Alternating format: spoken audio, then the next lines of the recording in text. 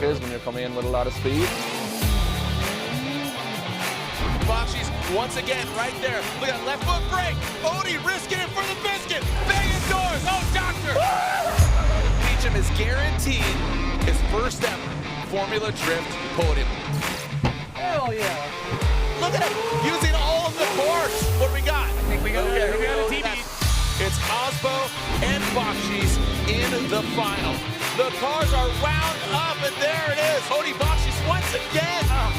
The driver that elevated and gets the win is Odie Boxy's.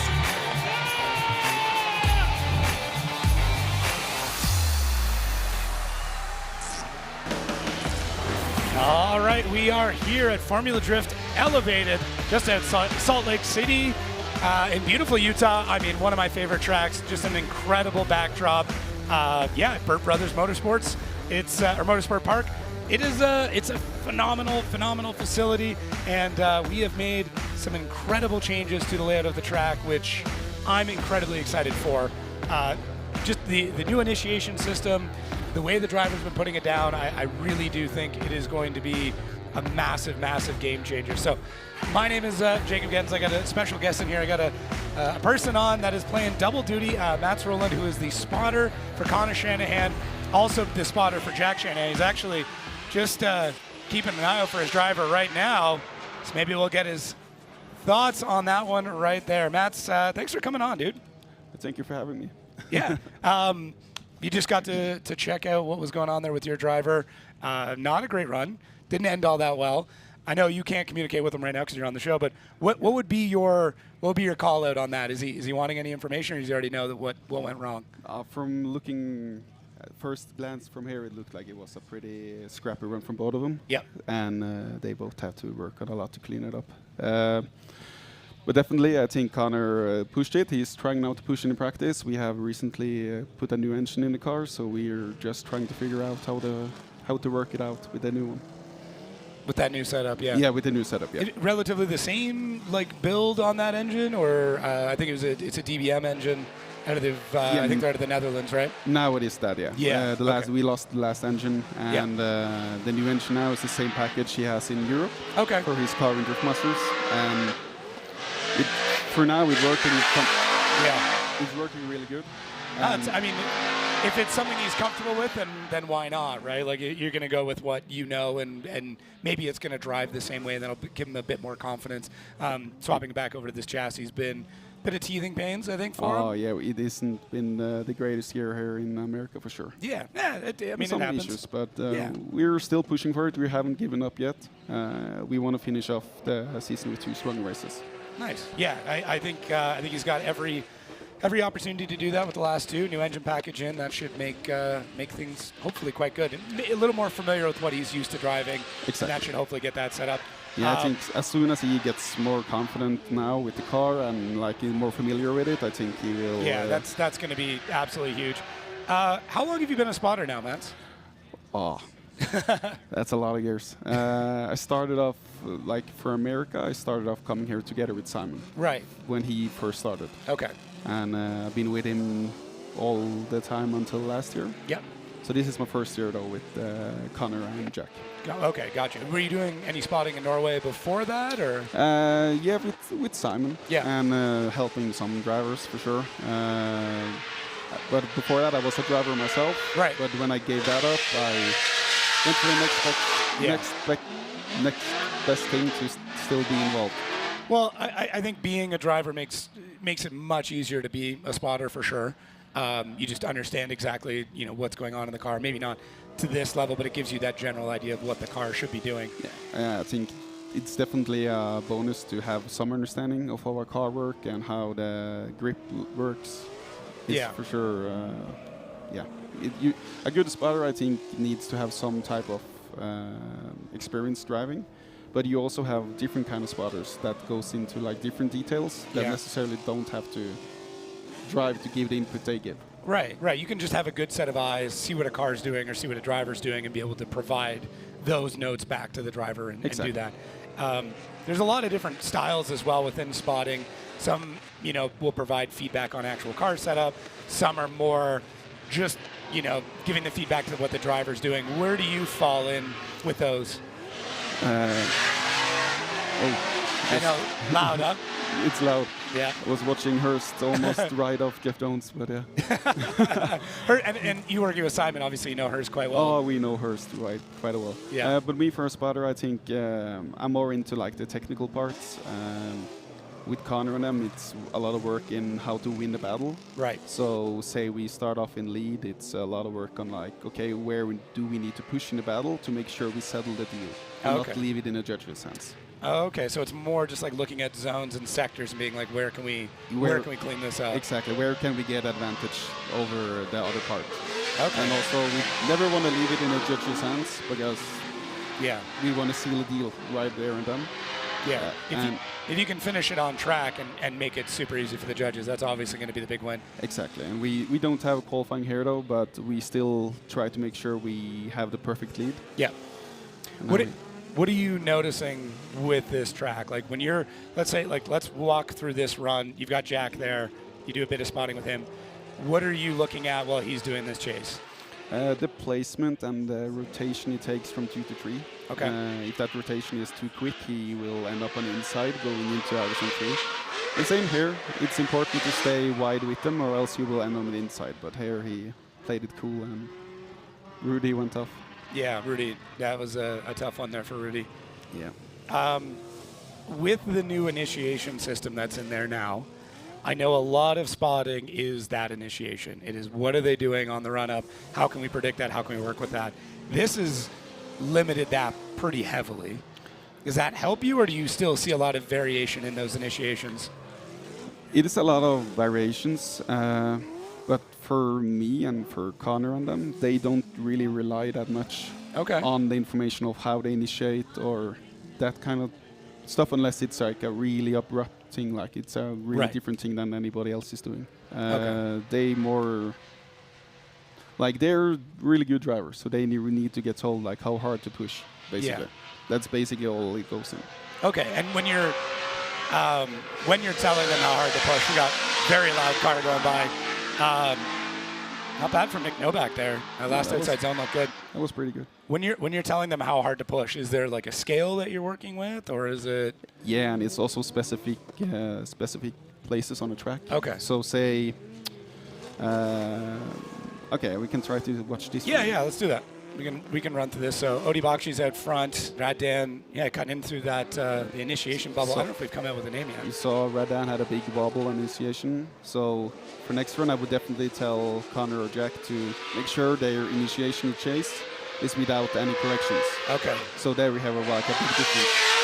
Oh, interesting. Okay. So you're looking at wherever the other driver made a flaw. Yes. You're telling them, hey, make sure that you focus on that spot, because often in the side-by-sides, we're comparing those two zones. Exactly. Side-by-sides is where you can seal a deal in my head. Okay, interesting. So say it's a lot of proximity distance between a lead car and chase car in one zone. Yeah.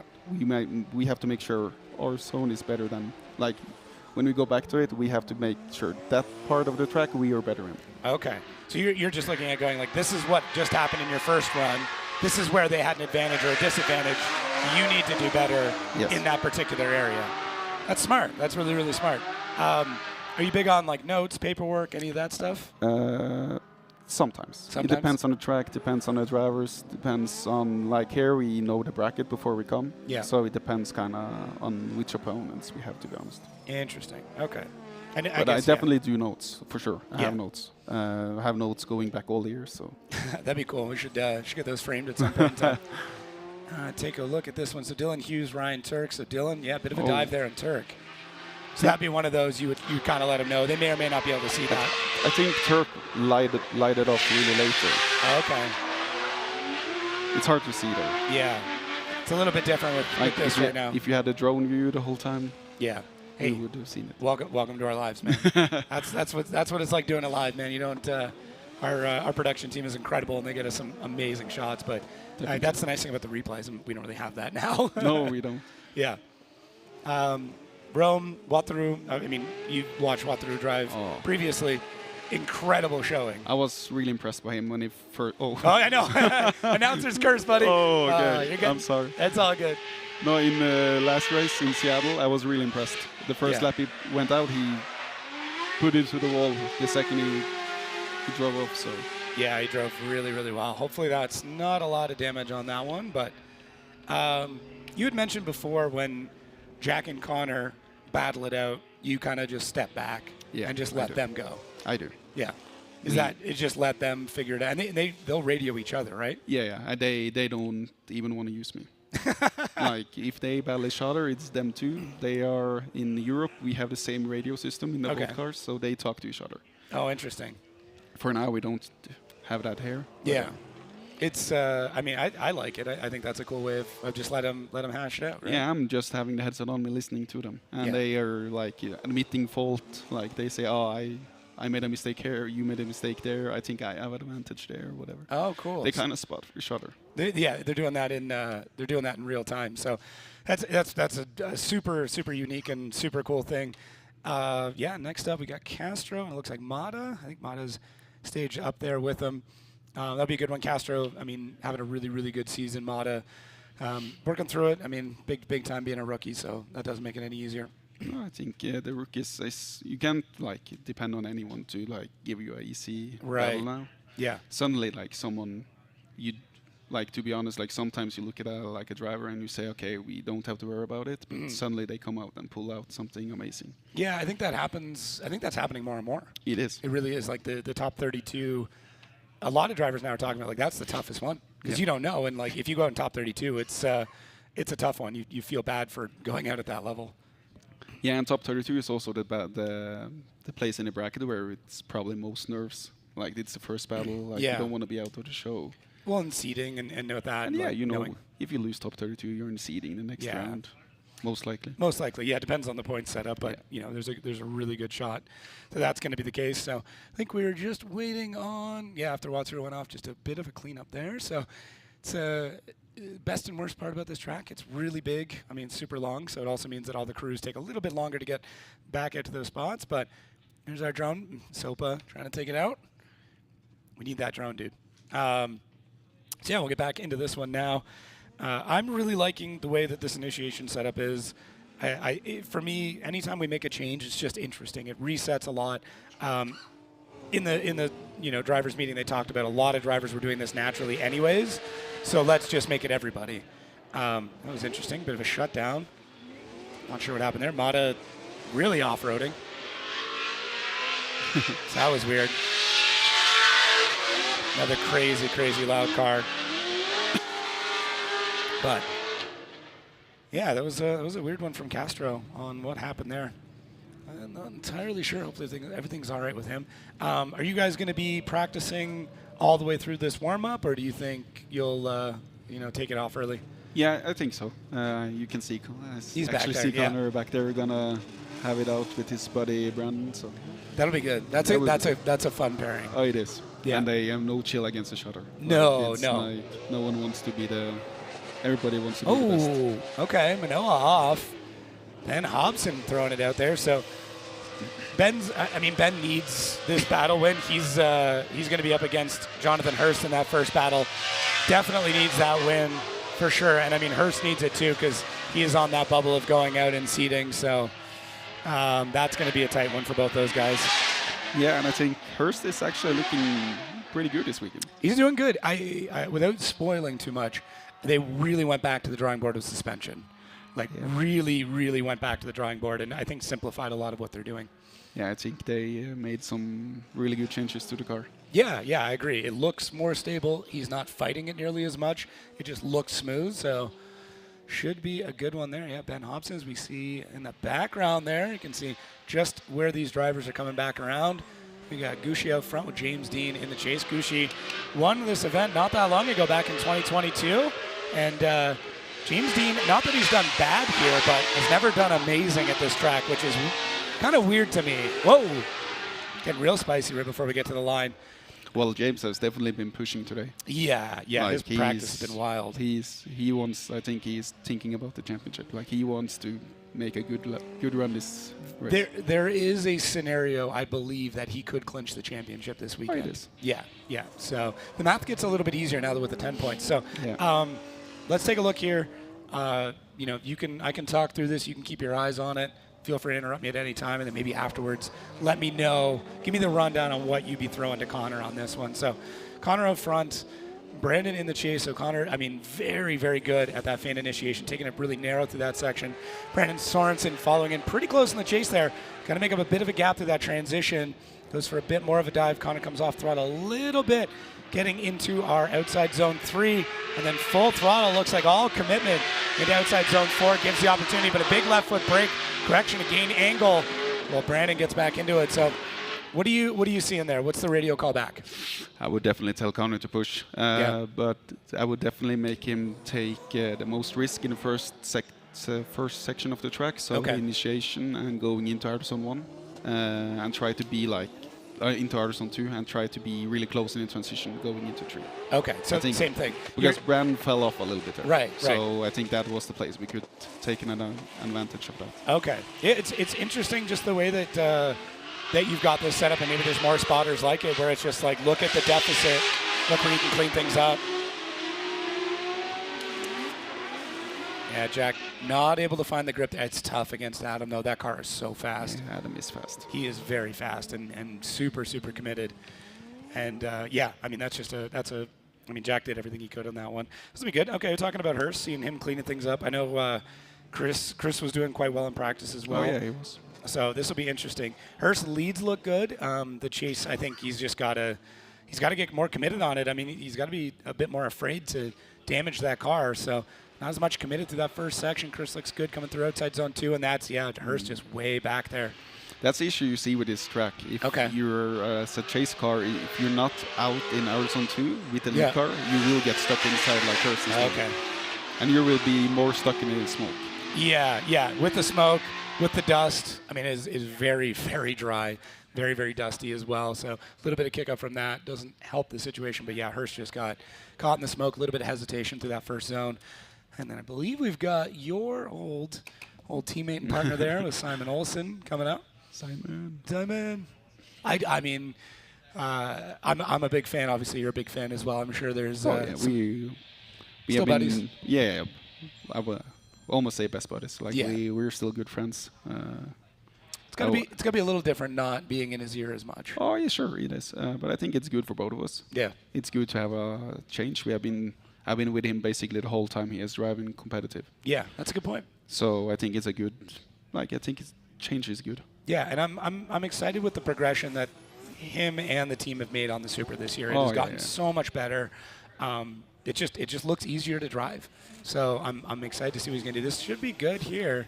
Definitely, they are moving in the right direction for sure. Yeah, it's been really good. And you were there during the formative years of that Supra, and the amount of work and kind of struggle that went into that. And it's just a tough chassis, and it's we'll see how that one goes with Derek Madison following in behind. So not too bad. Front wheel looks good. Bit of a correction to get into outside zone 2. Lada getting caught up, and then Simon almost over rotation. Does a good job of catching, but has to lift off to get back into it.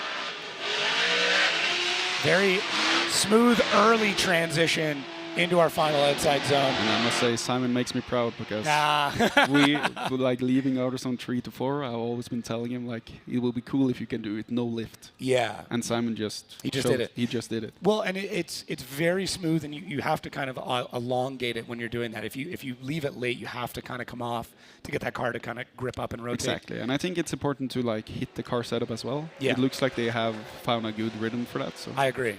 They've done so much to it, and it's been so cool to see. There we go. Oh, so comes out of the middle zone a little bit early, pushes him a bit wide. But Ryan Littoral, happy to see him back. Happy to see what he's doing on that. I think that brake did him well. It's tough. It's been a tough couple of years for him, so I think that break has been very, very needed. Yeah, he needs a break. Yeah. And he also needs like a breakthrough, I think. Like he needs to have a good event now. Yeah, and I mean, listen, there's more luck in drifting than I think we talk about. Oh, it is. There's a lot of skill, and skill can circumvent a lot of luck, but that's part of it too. Fredrik Osbo, I mean, a countryman for you, absolute legend. I knew he was big in Norway, but then when I finally came over and realized like he's like a household name in Norway. Oh yeah, everybody knows who Fredrik is. I know, like even like non-drifting fans, he's like a Jeff Gordon or even a Dale Earnhardt. That's a tough comparison, but just how big he is in the country is absolutely wild. So. He has had a couple of appearances on like national TV, and like he has done like big interviews. Yeah. Yeah, he has done a lot of stuff. So. Yeah, my first time there, we were at like a grocery store, and I think we were heading to Gothenburg, and someone's like, "Oh, where are you from?" And I was, from Canada. And like, "Oh, what are you here from?" I'm like, "Oh, for drifting." Like, "Oh, Fredrik Osbo." Immediately, and I'm like, "Do you watch it?" Like, "Yeah, a little bit," but I was like, "Wow, that's incredible." Oh, that's cool. Yeah. Federico Sharifo is another driver that his lead runs specifically look really, really good here, and I think he's been putting in a lot of time at this track. So I agree. It's been good. And Federico also is a driver where he suddenly he pulls out something really, really good. For me, I think forcing him to weight transfer initiation is the big thing. It seems like his initiation is where he ends up struggling a lot, and then he's just chasing that comeback for the rest of the run. So I think by forcing him to do that weight transfer, kind of removing that handbrake pull out of the equation, he's gotten a lot better, because it feels like he kind of defaults back to it, but this looks a lot better. Matt Field, Jeff Jones. Ooh, Matt, big angle on that initiation. That was huge. Has to come out of it a little bit to get outside zone 2, but a bunch more angle coming into 3. So, yeah, really good run from Matt Field. Already coming together. Jeff Jones able to get back into the fight a little bit there, but taking on a bit of dust there, Matt. It's that lead was pretty good. Actually. That was really good, yeah. Matt is. So, Matt, thanks for taking a bit of time out of spotting. This was fun, very insightful. Hopefully it inspires some more spotters and drivers to take up that role as well. Thank you. So, thank you for having me. Thank you. And, thank you, everybody, for listening and watching at home. Hopefully this gives you a bit more insight as to how the Shanahan program is going, what spotting is like, some notes, and some more insight on that. Love these practice shows, love the interactions. Thank you so much, everybody. We are going to be back shortly for seating. And, thanks again. Very excited to get that rolling. And we'll be right back here for FD Elevated. Join us at 5:15 p.m. local time for pro seating, round 7, Grantsville, Utah. Catch you in a few minutes.